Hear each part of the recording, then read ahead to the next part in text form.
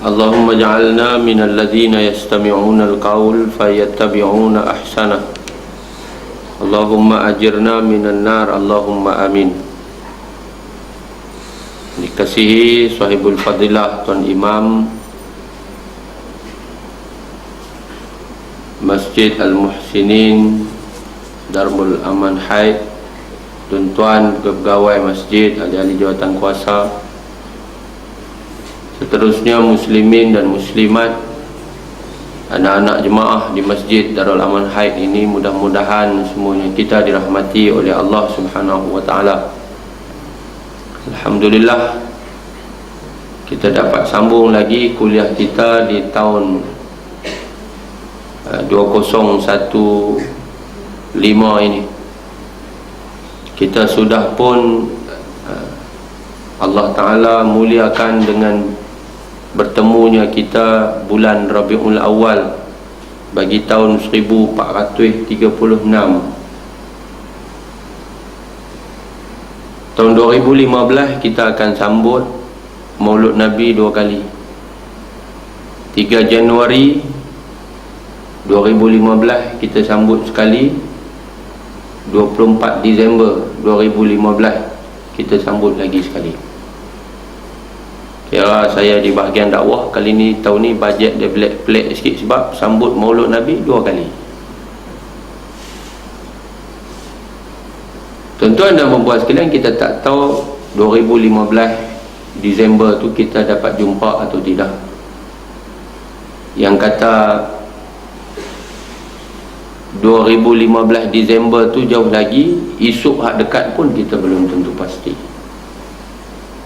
Yang pentingnya waktu Tuhan bagi dekat kita nikmat, kita ni panjang umur sampai dapat bersama-sama dengan umat Islam lain sambut kelahiran keputeraan Nabi. Ini satu nikmat yang wajib disyukuri.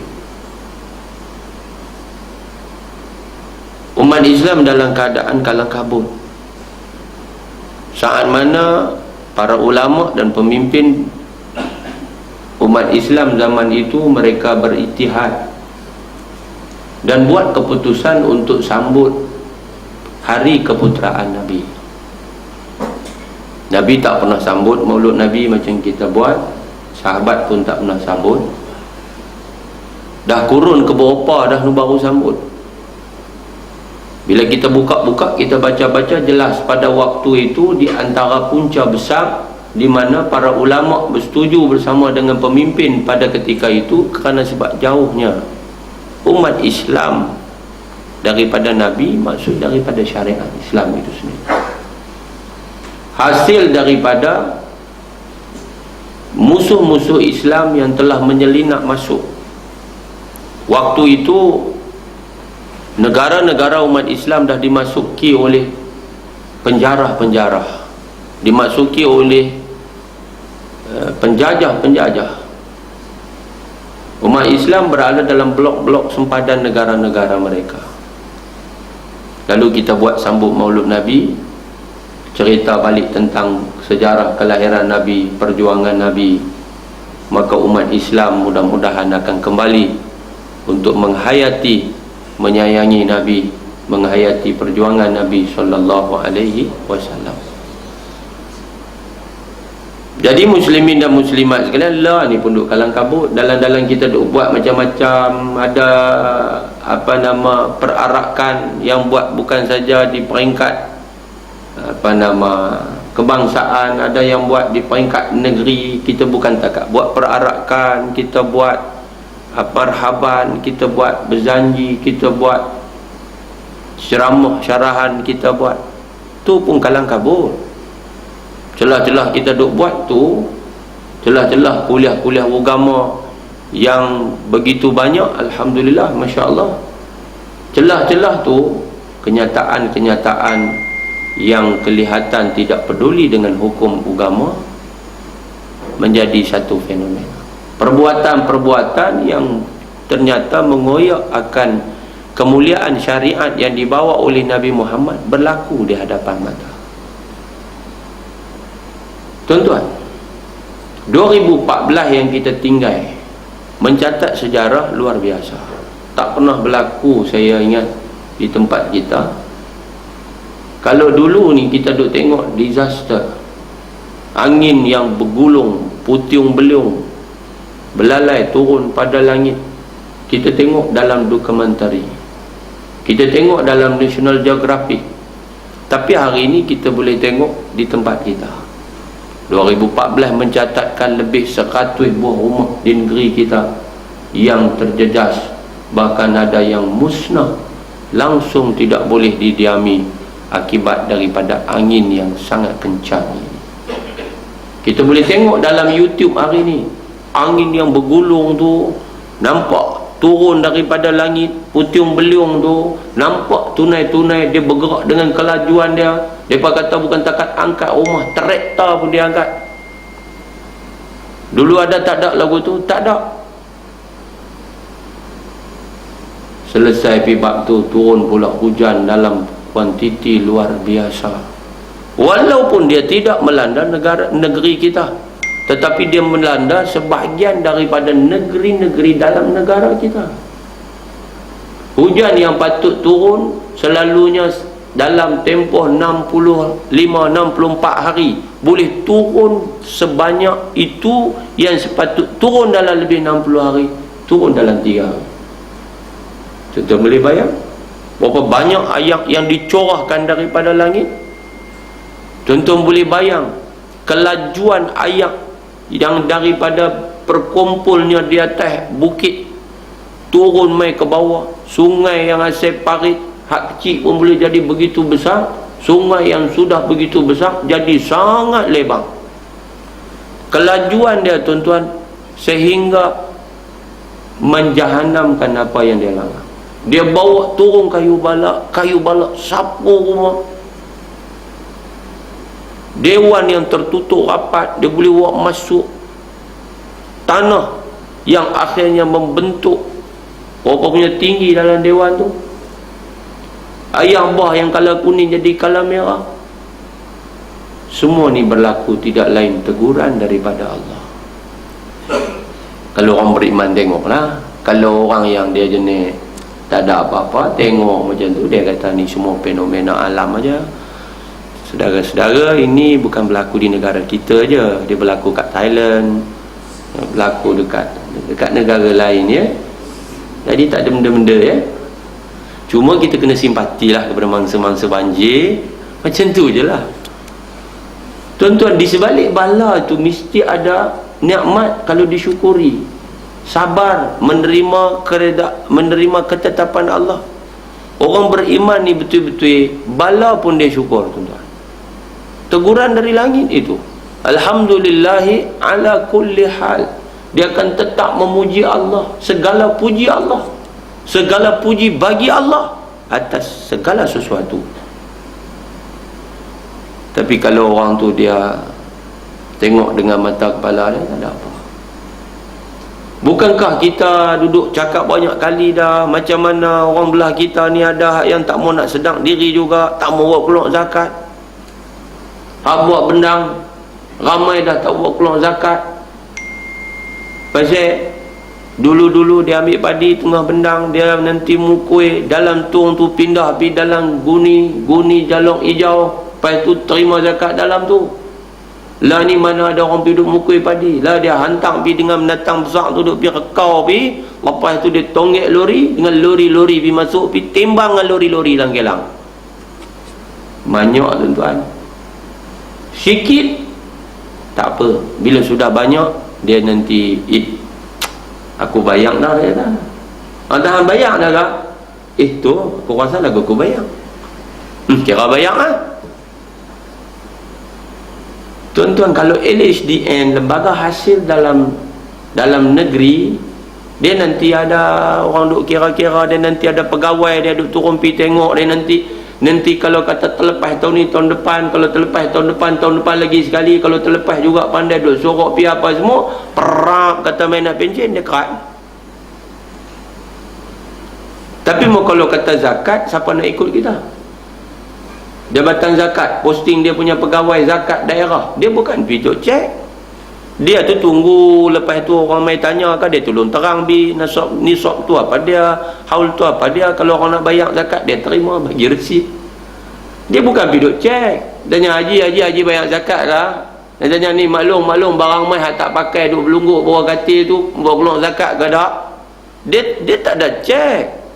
Betul-betul orang buat keluar zakat ni iman duk dalam diri dia aja. Dia tahulah dia simpan duit tang mana. Kalau dia simpan di tabung haji buat keluar zakat. Dia simpan di tabung Islam, di bank Islam pun tolong buat keluar zakat. Dia simpan di bank persatuan tolong buat keluar zakat. Dia punya wang simpanan dia. Tapi kalau dia simpan di bank-bank konvensional, siapa nak bayar kat dia? Dia lah kena bayar. Tak bayar. Tuan, hak yang jenis jadi suami tapi suami yang dayus makin bertambah. Hak jadi bapa pun dayus juga, tak berani nak tegur anak, bertambah tuan-tuan. Hak yang pakai baju tapi bukan pakai yang disyaraikan daripada pakaian yang sepatutnya menjadi tutup aurat, tapi nama dia tutup aurat aja. Apa banyak? Depan mata pak dia pakai macam tu, depan mata suami dia pakai macam tu, depan mata jiran dia pakai macam tu. Dia apa peduli? Pak dia pun dia tak peduli, laki dia pun tak peduli, dia nak peduli dengan jiran. Siapa berani kata apa kat dia? Tengok di Pekan tu ada, tengok di lorong ni ada, tengok di Kuala Lumpur lagi ramai, tengok di Ipoh ada, tengok di Alok Stang ada, tengok di Sungai Petani ada, tengok di mana-mana ada. Tuhan bagi dekat kita ingatan, Tuhan bagi dekat kita teguran supaya kita muhasabah. Zaharul fasadu fil barri wal bahri bima kasabat aydin nas. Zahir kerosakan di darat, di laut, di daratan, di dalam lautan, semuanya hasil perbuatan tangan manusia.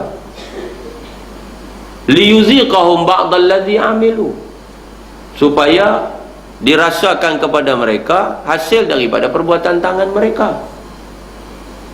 Tuan-tuan, la'allahum yarji'un, supaya mereka balik kepada Allah. 2014 hari itu, bukankah waktu ada satu masa pok-pok yang dipanggil transgender, mereka menuntut, ada satu kes di mahkamah rayuan di Putrajaya, di Istana Kehakiman, satu keputusan yang telah diambil berdasarkan undang-undang negara dan perlembagaan, berdasarkan kepada kebijaksanaan hakim pada ketika itu. Hakim di mahkamah rayuan yang telah bersidang telah mengambil keputusan majoriti 3-0, bukan majoriti, memang sebulat suara, masuk atau memihak atau menerima rayuan yang dikemukakan oleh 3 orang. Pok ni laki-laki sempurna yang daripada segi jasmaninya, jasadnya dia laki-laki, tetapi mereka merayu kepada pihak mahkamah rayuan berdasarkan alasan-alasan khususnya kesihatan. Jiwa mereka kacau, mereka rasa dalam diri mereka terperangkap wanita, mereka nak berpakaian dengan pakaian wanita dan mereka memakai pakaian wanita. Mereka telah ditangkap oleh pihak berkuasa agama, dijatuhkan hukum setelah itu oleh pihak mahkamah syariah di Negeri Sembilan, dihukum bersalah. Tetapi rayuan telah dikemukakan di mahkamah rayuan di Istana Kehakiman di Putrajaya. Bila hakim jatuh hukuman bahawa mereka ini rayuan diterima, makna mereka itu telah pun berjaya dalam rayuan, mengetepikan sabitan yang telah diputuskan oleh Mahkamah Syariah Negeri Sembilan. Dia pelanggar Seksyen 66 kalau tak salah saya. Mereka laki-laki berpakaian wanita. Datuk Seri Harusani, Mufti Kerajaan Negeri Perak, menyebut bahawa kita telah menghina hukum Allah. Kenapa kita hina hukum Allah? Kita orang Islam. Kita tahu bahawa wanita tak boleh pakai pakaian laki-laki, laki-laki tak boleh pakai pakaian wanita. Sabit dalam nas yang sahih, la'anallahu al-mutasyabbihina minar rijal bin nisa wal mutasyabbihati minan nisa'i birrijal. Allah laknat laki-laki menyerupai wanita, dan Allah laknat wanita menyerupai laki-laki. Dosa besar. Macam mana kita boleh menerima seorang laki-laki berpakaian perempuan? Waktu tuan-tuan, bila mereka menang, tuan-tuan, mereka keluar di tangga mahkamah di Putrajaya, Nudia punya, Nudia duk lagu tu, duk buat muka tangga, dia duk suah jari lagu ni, 2-3 orang bangga. Puak-puak macam ni ada 10,000 orang lebih dalam negara. Kita baru ada berapa juta? 30 juta. 30 juta. Ada 10,000. Mereka menang-menang di situ, tak berapa minggu mereka hantar pi keluar negara untuk menyertai pertandingan Ratu Pondan di Thailand. Malaysia telah memenangi 2 kategori. Hebat tuan-tuan. Awak Allah tak tengok kah kita buat ni? Allah tak nampak kah kita buat ni? Banyak lagi kita boleh duduk pergi peluk mak kita boleh pergi balik peluk di kampung ayah kita, boleh balik peluk bini kita, boleh peluk, kita boleh peluk, menukar apa rasa kasih dan sayang sama-sama kita. Pelukan yang dibenarkan, laki-lakinya, perempuan dengan perempuannya lah. Kerana dalam sejarah Islam, bahawa lama kita berpisah, sunat kita mu'anaqah, berpelukan. Tapi tahun lepas 2014, daripada dia balik pergi peluk mak dia boleh buat kempen peluk anjing. Pergi duduk peluk anjing. Hak pakai kelumbung, pakai turun pergi penuh padang dengan anak kecil, bawa peluk anjing, pegang anjing, kempen I want to touch a dog. Allah tak tengok kah? Apa kita buat tuan-tuan? Wattaqu fitnatan la tusibanna alladhina zalamu minkum khassah. Takutlah oleh kamu akan fitnah bala yang bila turun dia tidak kena orang tertentu antara kamu. Dia bagi semacam ya tuan-tuan. Muslimin muslimat sekalian, boom timbul 2015, ayat bah tak surut lagi, keluar dalam paper 7 beradik di Melaka buang bapa mereka yang sedang dalam keadaan baru baik daripada stroke. Tak peduli bapa mereka, sehingga bapa itu telah pun mengemukakan tuntutan di file di satu pejabat peguam untuk menuntut haknya. 7 orang yang telah pun berjaya dalam hidup, ada rumah, dalam rumah ada kolam renang, ada yang memiliki stesen minyak, ada yang memiliki ladang daripada bukit yang besar, yang tinggi, ada ladang ayam berskala besar. Sebenarnya hak siapa? Hak pak tu. Bapa tu memiliki 4 juta aset dia. Daripada muda dia bekerja, dia menghimpun harta dia, sampailah dia berjaya memiliki harta 4 juta. Tuan-tuan, tapi Allah uji dia. Apabila sampai satu masa, mungkinlah dia nak pujuk mak budak-budak ni kan, pasal dia nak minta nak menikah seorang lagi. Gamaknya lah saya duk buat telahan sendiri, dia pun pergi duk bagi habis. Dia kata tak apalah, abang nak menikah seorang lagi ni sebagai bukti bahawa abang sebenarnya bertanggungjawab. Fatimah, kalau bini dia nama Fatimah, semua harta abang bagi ke anak-anak kita. Anak nombor 1 Abdul Wahub, ambillah secen minyak abah di air keruh Melaka. Ini Abdul Wahab dia bagi belah, ni Abdul Wahid dia bagi habis semua tuan-tuan. Tapi dia masih lagi pemegang share, ada saham di situ. Dia masih lagi pemilik syarikat. Anak bongsu dia adalah pengurus syarikat dia, pengurus sebuah pusat penternakan ayam berskala besar di Bandar Melaka. Tuan-tuan bayangkan, lepas dia bagi semua, dia menikah seorang lagi Ustaz. Silap Ustaz, jangan buat begitu Ustaz, jahanam kita. Dia menikah seorang lagi, rupa-rupanya itulah saatnya bini tidak memihak sebelah dia. Walau bagi semua dah kat anak belah bini tu, dia kata tak ada dah, abang bukan ada apa dah bagi semua dah, start daripada ni baru nak bagi balik ni dekat bini muda ni. Dia kata no more love. Tak ada, sayang tak ada, cinta tak ada, apa pun tak ada. Dia kata hampir duduk belah tu, hampir hari ni kata apa semua, kata hang bagi dah. Dia pun hasut dia anak dia. Saya kata tu jahanam tu kalau kata bini tu dia tak sokong kita ustaz. Celaru, oh cukup celaru. Dia pula duk pergi racun anak-anak dia apa semua. Dia kata tengok pak hampa buat kat aku, tengok pak hampa buat kat mak. Yang pak hampa dapat 4 juta ni awak dia ingat duit dia.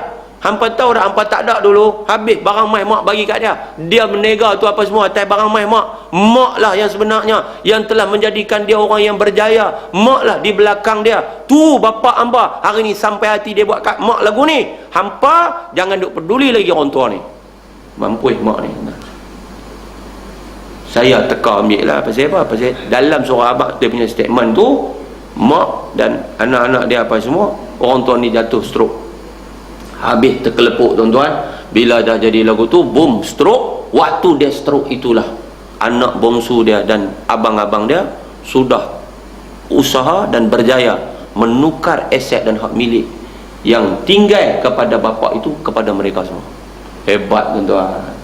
Sedang daripada stroke, P bank, pihak bank kata ni cik tak boleh dah nak buat pengeluaran, tak boleh dah. Dia kata pasal apa pula tak boleh, saya yang pemilik syarikat ni. Dia kata cik sorry cik, sign tak laku. Ni cik tengok tak ada lah, ni semua anak-anak cik. Oi tuan-tuan, dia terkejut. Waktu tu bulan puasa, dia pergi jumpa anak dia. Dia pergi jumpa anak dia yang hak paling baik gamak kot. Hak tu lah yang kata dekat dia, abah nak ambil 150, jangan main lah minta. Jangan main lah. Ni last saya bagi 150, you get out. Habis tuan-tuan. Dia hari ni terpaksa bekerja dalam usia dia 80 tahun di ladang milik orang lain untuk menyambung hidup dia dan menyara hidup, membeli ubat dia tuan-tuan. Apa lagi Tuhan nak bagi kat kita? Nah, cuba bayangkan anak-anak yang duk ada ni jadi anak-anak macam ni tuan-tuan, derhaka, kaya mereka tapi lupa pada tanggungjawab mereka pada Allah, tak takut dekat Tuhan. Sebab tu mereka tak takut derhaka kepada pak mereka.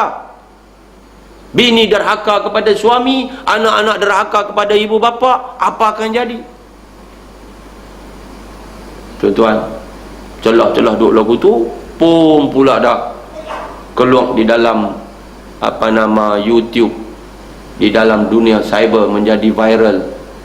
Ada 3-4 orang budak-budak perempuan universiti, saya ingat mereka ni bukan budak darjah 5 kan, tu dia dengan pakai kain kelumbung, dengan pakai baju cantik sempurna, bukan pakai baju dia umur 16 pakai baju adik umur 6 tahun, tak kan. Hak jenis, kalau kata hak jenis tu kita kata menazabah lah, naik duk pergi terkinja-kinja, duk pergi peluk Korea tu kan. Dia tu dengan apa nama ni, tak ni pakai kain kelumbung elok. Tuan-tuan, orang duk tertanya-tanya kenapa depa ni yang naik. Sebenarnya depa pun tak tahu kata depa itu akan terpilih. Nampak tak? Depa pun tak tahu sebab yang naik dalam siri itu, masa waktu itu tu, yang naik tu atas pentas tu, mereka itu hasil cabutan bertuah. Sebab tu kalau tuan-tuan tengok video tu, jeritan di belakang ni budak-budak perempuan wih pasal apa? Teruja. Siapa naik itu adalah satu penghormatan besar. Penghormatan naik tuan-tuan, duk ketak ni, perempuan pakai tudung labuh ni, pakai baju lepas pungkuk ni tuan-tuan, aksesori pun tak nampak, tapi dia naik, dia langsung begitu ta'assub kepada K-pop. Akhirnya dia suar kepala dia, dia suar dahi dia, kau tu bagi moh tebi atas dahi, cum macam cum bini dia. Tuan-tuan bayangkan, ni kapok ni, peluk ni, penghinaan bukan saja kepada wanita muslimah tetapi kepada Islam. Dalam negara kita ni, depa peluk wanita kita, kita tak boleh buat apa. Ni penghinaan tuan-tuan. Maruah umat Islam. K-pop ni tuan-tuan, dia adalah satu fenomena di dalam dunia moden lah, bukan negara kita saja. K-pop ni tuan-tuan, yang menjadi penyanyi K-pop ataupun depa yang menjadi orang-orang yang mendukung K-pop daripada penyanyi-penyanyi Korea apa ni semua pok ni di belakang mereka adalah Kristian. 80% adalah Kristian tuan-tuan, penyanyi K-pop Korea. Baki dia ada yang Buddha, ada yang etis, tidak ada agama, ada yang animisme, agama lagi lama punya tu ada, kuno punya. Tetapi orang Islam menjadi tergila-gila dan ta'assub kepada K-pop, akhirnya mereka buat benda yang sangat melukakan. Apalagi bala akan turun, apalagi yang Allah akan hantar mai kat kita kalau kita tak muhasabah. Sebab itu kita minta supaya pihak-pihak berwajib mengambil tindakan supaya perkara seumpama ini tidak lagi berulang. Betul lah Nabi kata tuan-tuan, masali wa masalukum kamasali rajulin awqada nara. Aku ni, perumpamaan aku dan kamu macam satu laki-laki yang duk bakar unggun api. Malam lagu ni kita pergi bakar satu unggun api sampah belakang rumah. Waktu duk terbakar menyala merelau tu, tiba-tiba nampak sekumpulan kelkatu malam pakat terbang mai. Pasal apa? Kelkatu tu nampak yang tu pesta K-pop. Kan? Kelkatu nampak, oi ya ni syoknya cerita ni. Kelkatu tu nampak merelau tu, gemilaunya cahaya daripada api. Dia duk ingat yang tu syok, tapi dia tak tahu yang tu akan membunuh dia. Laki-laki tu tengok, dia pun cuba halang. Dia cuba sekat, oi jangan masuk ni, hampa mampu ni kalau hampa pi. Jangan. Dia halang kok ni, pok tu tala kok belakang. Dia pi kok kanan, pok tu tala pi kok kiri. Tuan-tuan bayang, seorang laki-laki berapa banyak yang dia boleh halang daripada mendatang tu.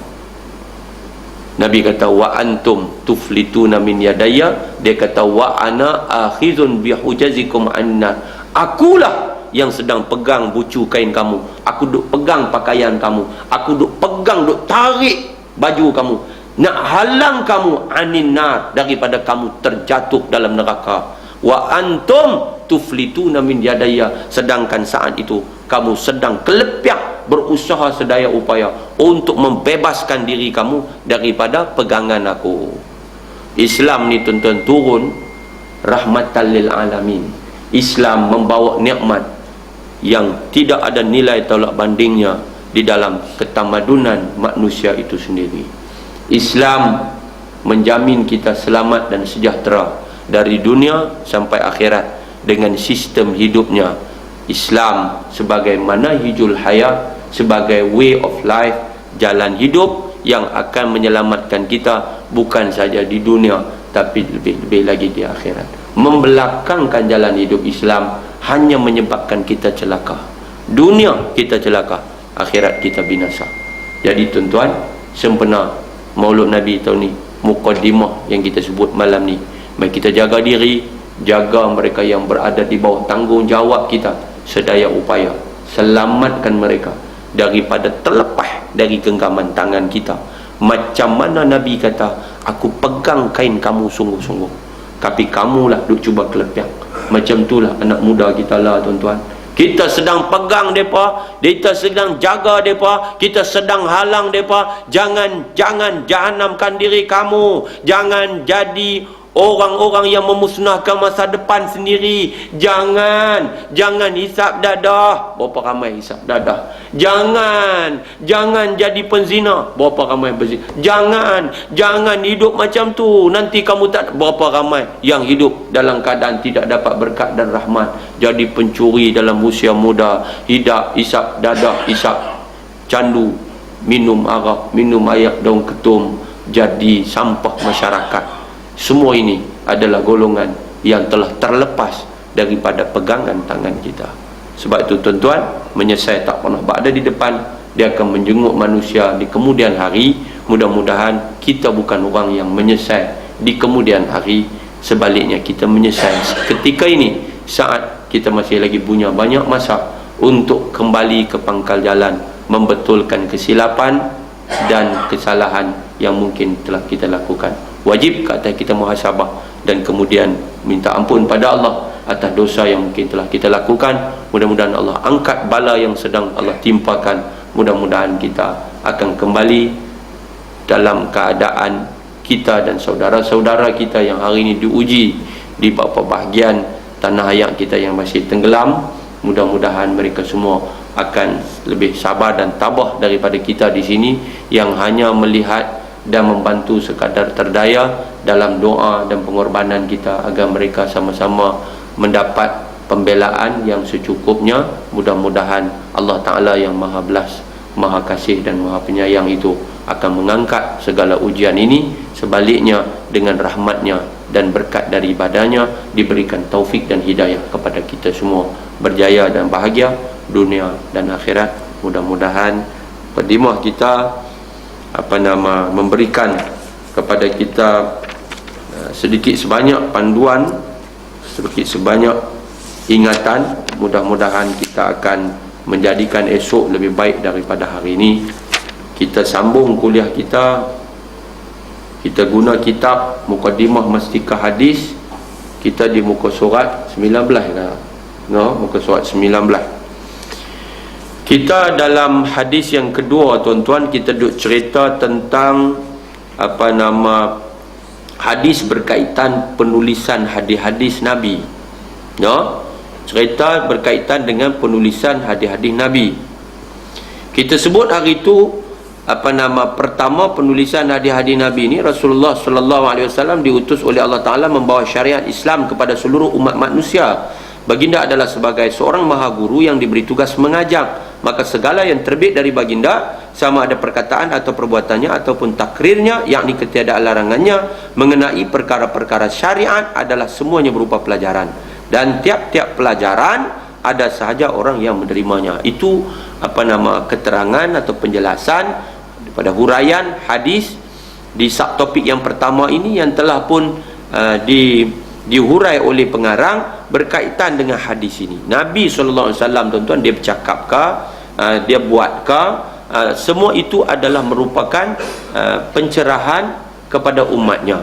Jadi semua itu adalah ilmu dan pengetahuan yang akan diterima oleh umatnya, yang akan ada sahaja daripada kalangan sahabat mengambilnya untuk disampaikan kepada generasi kemudian selepas daripada mereka. Berkat daripada penulisan hadis yang disampaikan oleh generasi sahabat kepada tabi'in kepada tabi'in, ya, hadis-hadis yang dibukukan, itulah yang hari ini menjadi sumber kepada kita selain daripada Quran yang telah pun ditulis secara berasingan. Maka Quran dan hadis itu menjadi hidayah, punca kepada petunjuk kita semua hidup pada hari ini, tuan-tuan. Muslimin dan muslimat yang dirahmati Allah Subhanahu wa ta'ala sekalian, sebahagian besar dari sahabat-sahabat baginda, kata pengarang, menerima hadis-hadis itu dengan menghafaznya dalam dada masing-masing. Jadi sahabat-sahabat ni, tuan-tuan, kebanyakan mereka hafal. Kita sebut dah kan, macam mana orang Arab ni, tuan-tuan, mereka tak macam kita. Hafalan orang Arab sangat kuat. Umur 6-7 tahun itu mereka boleh mengingat dengan baik. Ramai yang menghafal Al-Quran dalam usia itu, kan?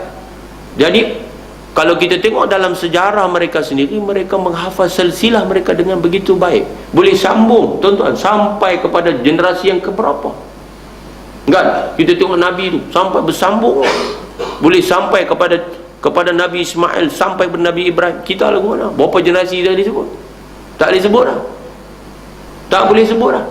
Yusuf bin Haji Ahmad bin Ibrahim bin Haji Ibrahim bin Haji Awang bin tak tahu. Hukum cari adik-beradik ni, tuan-tuan, sunat. Cari lah adik-beradik kita, sunat. Kita piduk cari, kita ada masa bawa laptop pergi cari, kita sambung kau ni, sambung kau ni. Kira adik-beradik, itu hukum dia sunat. Lah ni berapa orang muda-muda ni mau piduk cari? Tak ada.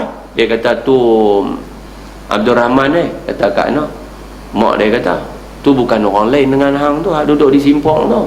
Siapa dia? Dia kata yang tu dia punya bapak dia. Pak dia kepada pak dia tu dengan mak bapak. Mak pada bapak ni, mereka tu dua beradik. Lepas tu Lah lagu ni lama, kira adik-beradik lah kami no. Adik-beradik lah. Dia kira lagu tu lah. Dia tak tahu nak titih lah. Dia tak tahu dia nak pikuk mana. Dia kira adik-beradik jawab. Dia kata kita ni kira-kira 3 pupu, 4 pupu. Adik-beradik ke kita ni no. Kira adik-beradik lah. Tak tahu. Nak habak tu, nak inci tu tak tahu. Orang tua-tua dulu dia boleh habak. Dia boleh cerita satu-satu, dia pikuk ni, dia pikuk tu, dia pikuk ni. Dia kata anak pakcah dengan mangah nak tu, depa tu 2 orang tu, depa tu melahirkan 6 orang anak. 6 orang anak dia pergi bernikah kok ni, dia pikuk tala kok ni. Boleh nampak. Boleh letak dalam struktur. Lah kita tak boleh letak. Dia kata tangkap depa tu bukan orang lain tu adik-beradik. Jadi kau nak tahu, depa abang adik-beradik, kira adik-beradik lah.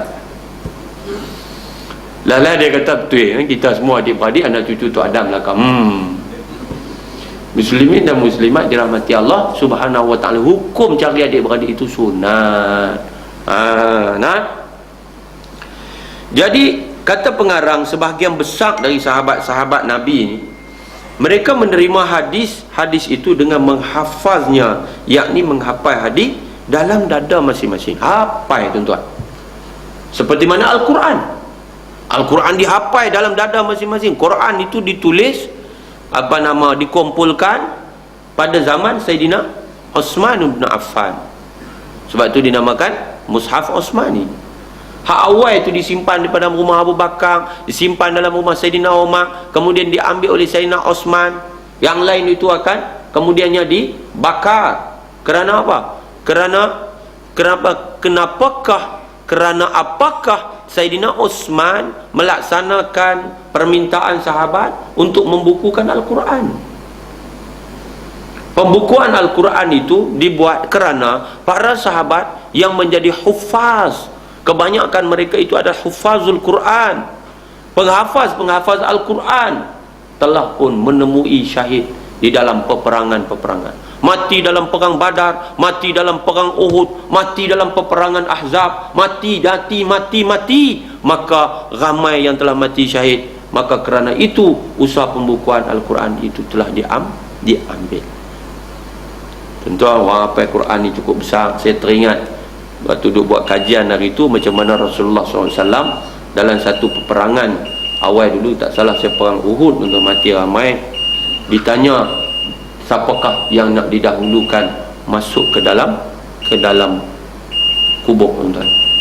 Nabi kata dahulukan orang yang menghafaz Al-Quran. Oh, tu tinggi orang hafal Quran, tuan-tuan. Sehingga zaman Nabi lagi, sampai zaman Abu Bakar, sampai zaman lepas itu, orang yang menghafal Quran ini mereka menjadi kumpulan penasihat utama.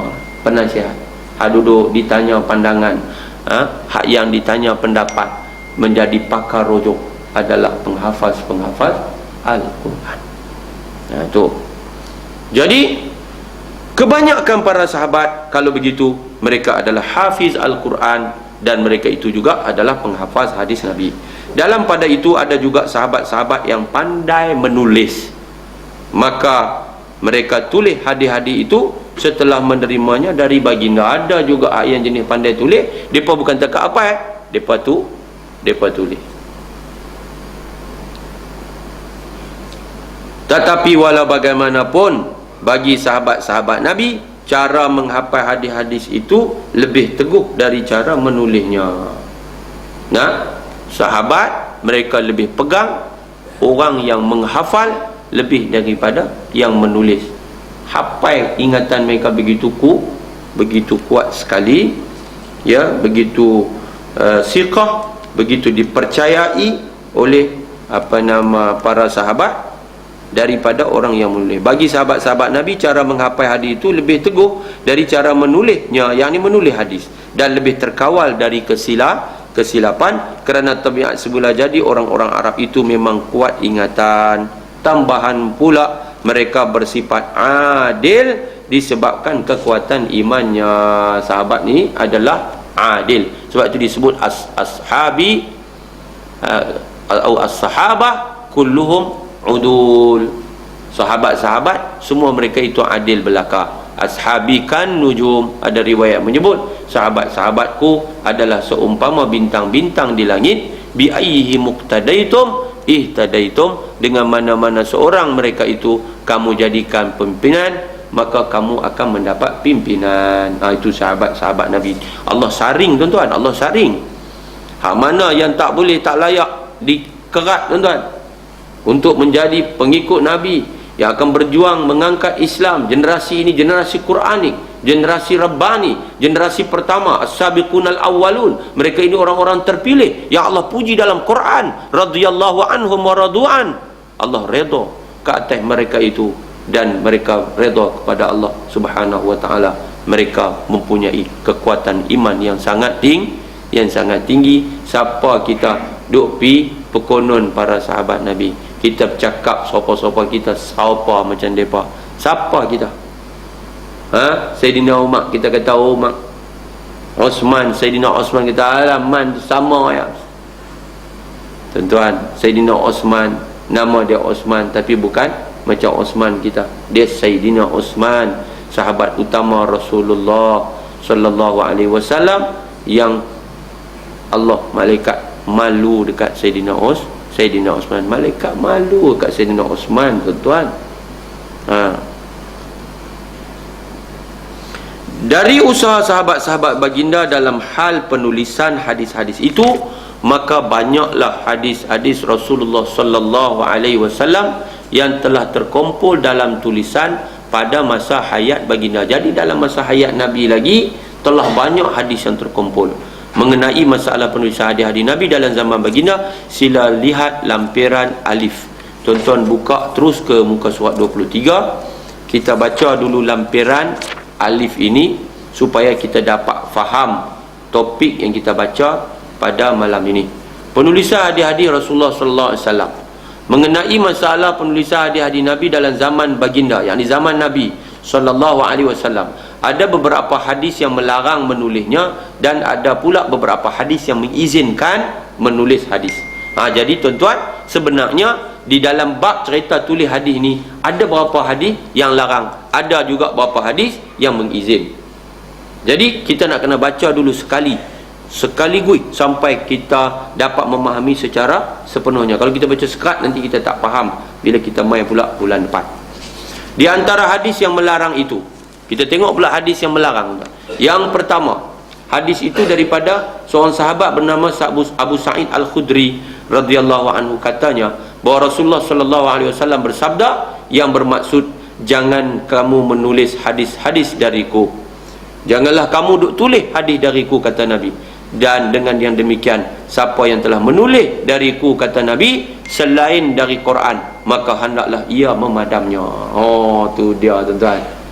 Kalau orang yang dia tu hanya baca satu hadis ni, dia tak ambil kira hadis yang mengizinkan, maka dia akan kata bahawa hadis tidak boleh ditulis, kerana Rasulullah dah kata dalam hadis Abu Sa'id Al-Khudri, jangan tulis hadis dariku. Jadi siapa tulis, padam selain daripada Quran, dia hendaklah padam, maka hendaklah ia padam. Pakat padam habis. Yang kedua, hadis dari Abu Sa'id Al-Khudri juga. Katanya pada suatu hari, kata Abu Sa'id, kami sedang duduk menulis apa yang kami dengar dari Rasulullah sallallahu alaihi wasallam. Sa'id kata, satu hari kami duduk keliling Nabi. Waktu tu Nabi duduk cakap, Nabi duduk baca, duduk cerita, kami tulis hadis itu. Nabi bercakap tu hadis, tuan-tuan. Nabi sedang bercakap, kami duduk terima daripada Nabi, kami pun duduk tulis. Lalu baginda keluar mendapatkan kami. Waktu kami duduk tulis-tulis tu, Nabi keluar tengok kami tengah duduk tulis, sambil bertanya, apa yang kamu tulis tu? Nabi tanya depa, Syekh, hampa tulis apa tu? Nabi duk mengajak dua abang, apa dia lupa duk tulis, depa duk tulis. Nabi keluar bertanya, hampa tulis apa? Kami pun menjawab, kami menulis apa yang telah kami dengar dari Rasulullah sallallahu alaihi wasallam. Mendengarkan jawapan kami itu, baginda bersabda, maksudnya, patutkah kamu menulis sesuatu yang lain bersama dengan kitab Allah, yakni Quran?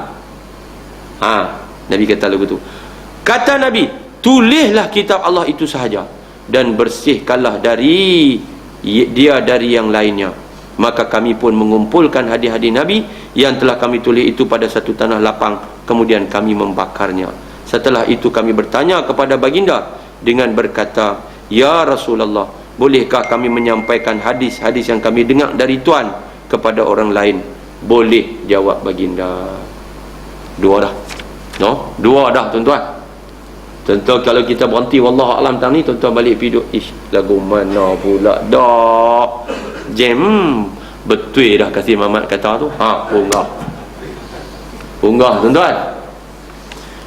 Kita tengok pula, dia kata di antara hadis-hadis yang mengizinkan pula, yang pertama hadis nombor 2 di dalam kitab kita baca ni. Hadis nombor 2 ni apa dia tuan-tuan? Hadis yang kita baca hari tu, apa dia tuan-tuan? Cerita daripada Abdullah bin Amru. Nah, dia kata, aku menulis segala sesuatu yang aku dengar dari Nabi sallallahu alaihi wasallam, yang aku ingin, yang aku nak untuk menghafalnya. Aku nak apa? Abdullah bin Amru ni anak kepada Amr bin Al-As. Dia muda lagi, dia duk dengar daripada Nabi tu, dia duk tulis. Dia tulis tu untuk apa? Dia tulis sebab nak apa? Fanahatni Quraisyun. Orang Quraisy kata, "Hei, tulis apa tu? Jangan tulis. Larang." Wa qalu, dia berkata pada saat itu, "Taktubu kulla syai'in tasma'uhu wa Rasulullah sallallahu alaihi wasallam bashar yatakallamu fil ghadabi war ridha." Syekh, hampir duk tulis semua ada yang dengar daripada Nabi, sedangkan Nabi itu manusia. Dia tu bercakap dalam keadaan marah, dan dia juga bercakap dalam keadaan dia tak marah. Hampir duk tulis belakang. Mana boleh lagu tu? Fa amsaktu anil kitabah. Ketika itu kata Abdullah bin Amru, aku pun berhenti, aku pun tak jadi tulis sebab orang larang aku tulis. Satu hari dia kata, fa zakartu zalika li Rasulillah sallallahu alaihi wasallam. Dia jumpa Nabi, dia pun cerita benda tu kat Nabi. "Ya Rasulullah, hari tu ni saya dengar apa yang Nabi kata, saya tulis sebab saya nak hafal.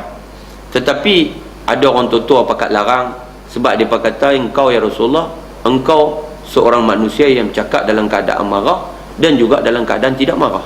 Maka saya pun berhenti tulis." Dia cerita benda tu kat Nabi. Tiba-tiba fa'au ma'a bi isbi'i ila fi.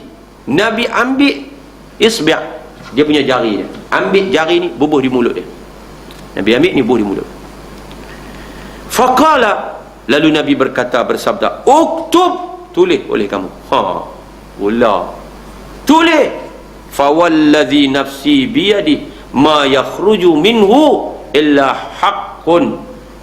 Maka kata Nabi, demi Allah, tidak keluar daripada mulut ini, mulut aku ini, yang ni mulut Nabi, illa haqqun, melainkan yang benar. Itu hadis nombor 2 yang dimaksudkan di dalam keterangan ini. Hadis yang menyuruh atau mengizinkan supaya ditulis. Hadis yang kedua, iaitu hadis yang diriwayat oleh Al-Imam Bukhari dan juga Imam Muslim dan juga Imam Tirmizi dan daripada Sayyidina Abu Hurairah radhiyallahu anhu, katanya, tak kala Rasulullah sallallahu alaihi wasallam beroleh limpah kurnia Allah menguasai tanah suci Mekah tahun ke-8 Hijrah tuan-tuan, tampillah baginda berpidato kepada orang ramai. Waktu tu dipanggil apa? Khutbatul Wada', kan? Pada masa Nabi membuka kota Mekah, kan? Lalu bangun Abu Syah sambil berkata, "Bolehkah Tuan membenarkan sesiapa yang menulis untukku apa yang Tuan sabdakan itu?" "Ya Rasulullah," baginda menjawab, maksudnya, "Tulislah kamu untuk Abu Syah." Jadi final dah, buka kota Mekah dah, tahun ke-8 dah tuan-tuan, kan? Jadi pada ketika itu berlakulah apa yang telah berlaku ini. Riwayat cerita Abu Syah yang tanya Rasulullah, boleh tak aku nak minta orang tolong tulis kat aku apa yang kau kata? Nabi kata, tulislah. Maka apa pendapat sahabat-sahabat Nabi dengan adanya hadis-hadis yang melarang dan mengizinkan itu? Maka sahabat-sahabat Nabi tidak sekata mengenai masalah penulisan hadis Rasulullah, tetapi kebanyakan mengharuskan dan telah pun menulisnya. Ada yang tak setuju ditulis, tapi kebanyakannya setuju menulis dan mereka telah pun menulisnya. Sebab ada hadis larang, ada hadis izin. Kebanyakan daripada sahabat kata tulis, boleh tulis, dan memang ada yang menulis. Kemudian kita tengok pandangan atau pendapat para alim ulama. Alim ulama dan ahli hadis telah menyesuaikan di antara hadis-hadis yang melarang dengan yang mengizinkan penulisan hadis-hadis Nabi itu dengan beberapa cara dan juga alasan. Tuan-tuan, kita baca bagi perhabis ni supaya kita clear malam ni. Yang pertama, kata alim ulama dan ahli hadis, larangan itu kata mereka adalah khas mengenai waktu turunnya Quran, kerana dibimbangkan Quran akan bercampur baur dengan yang lainnya, dan hadis-hadis yang mengizinkan itu pula adalah untuk keadaan yang tidak dibimbangkan.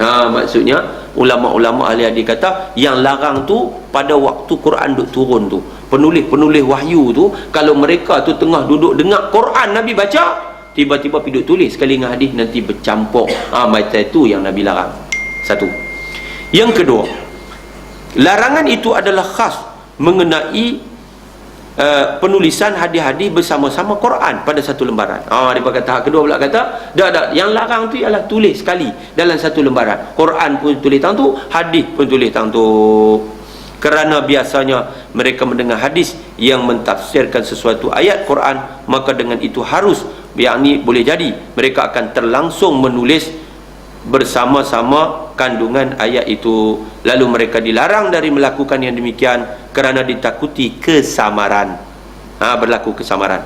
Tentang hadis-hadis yang mengizinkan pula, maka itu hanyalah untuk ditulis dalam lembaran yang berasingan yang tidak mengandungi sesuatu dari Quran. Jadi ulama dan ahli hadis kata yang dilarang apabila ditulis Quran dan hadis dalam satu lembaran. Kalau berasingan tak apa. Yang ketiga, kata mereka bahawa larangan itu adalah khas mengenai penulisan wahyu Al-Quran yang biasanya mereka tulis dalam lembaran surat untuk disimpan di rumah Nabi sallallahu alaihi wasallam. Oleh itu, kalaulah mereka diharuskan menulis hadis, niscaya Quran akan bercampur baur dengan yang lain, tetapi selain dari itu adalah diizinkan. Ini penulisan wahyu yang mereka itu akan tulis Quran, disimpan lembaran Al-Quran itu di dalam rumah Nabi. Jadi kalau dibenarkan ditulis sekali, maka nanti akan bercampur bau. Keempat, bahawa larangan itu adalah bagi orang yang dipercayai terselamat dari lupa. Ni kata ulama yang lain, ahli hadis yang kata hak Nabi larang tu kepada kumpulan yang memang confirm dia tu jenis tidak akan terlupa, kerana dia tu kuat sungguh ingatan dan dipercayai tentang kekuatan ingatannya, hafal apa yang didengarnya, serta ditakuti ia akan bergantung bulat-bulat kepada tulisan apabila ia menulis. Sebaliknya diizinkan bagi orang yang ditakuti lupanya. Yang terakhir, yang kelima, hadis-hadis larangan itu mungkin sebahagian dari hadis-hadis yang dimansuhkan oleh hadis-hadis yang lain. Mansuh ni mana dihapuskan hukumnya, dihapuskan oleh hadis yang mai kemudian. Boleh jadi pada mulanya Rasulullah sallallahu alaihi wasallam melarang menulis sabda-sabdanya, kemudian baginda memandang patut ditulis kerana diketahui bahawa hadis-hadis makin sehari makin bertambah jumlahnya dan tak dapat dihafal. Boleh nampak lagi tuan-tuan pokok perbincangan perbahasan kita pada kali ini. InsyaAllah dekat tu kita sambung lagi insyaAllah kuliah kita sambung terus di muka surat 20. Tuan-tuan patah balik ke muka surat 20 dalam siri kuliah kita yang lagi akan datang. Kita akan baca subtopik yang kedua, iaitu baginda mengizinkan supaya hadis-hadisnya ditulis, iaitu kita buat pada minggu depan itu kesimpulan kepada apa yang kita bincang di dalam keterangan subtopik yang kedua, bahawa Nabi sebenarnya mengizinkan supaya hadis-hadis yang keluar daripada mulut Nabi ditulis oleh para sahabat, kerana tiada yang keluar daripada mulut Nabi melainkan ia adalah wahyu. Apa nas dia tuan-tuan? Allah sebut wa ma yantiqu 'anil hawa in huwa illa wahyun yuha. Tidaklah yang Nabi tuturkan mengikut hawa nafsu, sebaliknya yang Nabi tuturkan itu adalah wahyu daripada Allah. Nabi tidak ikut hawa nafsu, tapi Nabi bercakap, Nabi bertutur mengikut wahyu daripada Allah Subhanahu wa ta'ala. Mudah-mudahan kita dapat mengambil sedikit faedah dan manfaat. Sampaikan tuan-tuan yang benar daripada Allah, salah silap itu daripada kelemahan saya sendiri. A'udzubillahi minasyaitonirrajim. Bismillahirrahmanirrahim. Alhamdulillahirabbil alamin. Allahumma shalli ala sayyidina Muhammad wa ala alihi washabbihi ajmain. Allahumma inna nas'aluka ridhaka wal jannah wa na'udzubika min sakhatika wan nar. Allahumma hdi qaumana fa innahum la ya'lamun wa 'allimna ma yanfa'una wanfa'na bima 'allamtana. Allahumma zidna ilma. Allahumma faqqihna fid din wa 'allimna at-ta'wil. Allahumma arzuqna fahman nabiyyin, hifzal mursalin wa ilhamal malaikatil muqarrabin. اللهم اجعل جمعنا هذا جمعا مرحوما وتفرقنا من بعده تفرقا معصوما ولا تجعل اللهم فينا ولا معنا ولا من يتبعنا شقيا ولا مطرودا ولا محروما ربنا آتنا في الدنيا حسنة وفي الآخرة حسنة وقنا عذاب النار أدخلنا الجنة مع الأبرار يا عزيز يا غفار يا رب العالمين صلى الله على سيدنا محمد وعلى آله وصحبه وبارك وسلم والحمد لله رب العالمين سبحانك اللهم وبحمدك أشهد أن لا إله إلا أنت أستغفرك وأتوب إليك بسم الله الرحمن الرحيم والعصر إن الإنسان لفي خسر إلا الذين آمنوا وعملوا الصالحات وتواصوا بالحق وتواصوا بالصبر السلام عليكم ورحمة الله وبركاته.